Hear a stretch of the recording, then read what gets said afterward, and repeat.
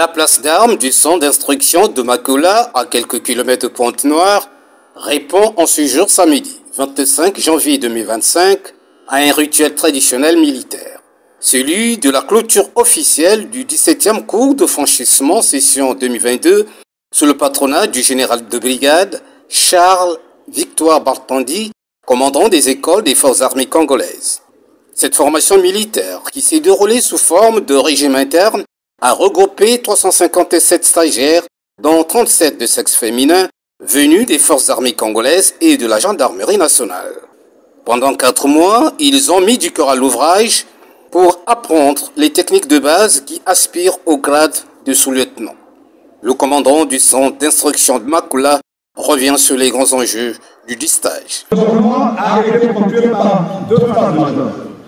La première, celle de remise à niveau, a duré 1 mois et a été constatée à la révision du combat de groupe. Elle a été sanctionnée par un devoir et un examen fait en phase sous forme de rallye. À l'issue, un devoir et un examen de fin phase sous forme de rallye. Tous les stagiaires ont été gratifiés du bord des insignes alpha, leur conférant le statut d'élève officier. La seconde, dite phase section, a duré 3 mois. C'est pendant cette phase que les élèves officiers ont reçu une formation de grade des officiers interarmes. Ils ont appris à commander dans un espace national comme multinational, en temps de crise ou de paix, à une section d'infanterie.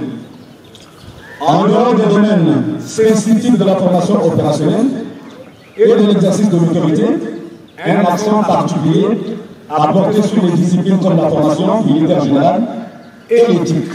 Les connaissances acquises au cours de ce rendez-vous du donner et du recevoir vont désormais permettre aux élèves officiers d'amorcer une nouvelle carrière professionnelle, car ils seront capables de diriger et motiver leurs troupes en veillant à leur bien-être, à leur discipline et à leur préparation au combat, puis fournir des conseils aux soldats enrôlés dans des domaines tels que la maîtrise des armes, les compétences tactiques et la forme physique. D'abord de la satisfaction, je suis satisfait.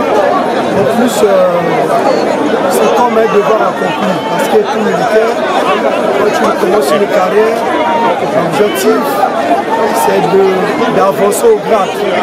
Donc, pour nous qui avons commencé, avant que la carrière nous quand tu atteins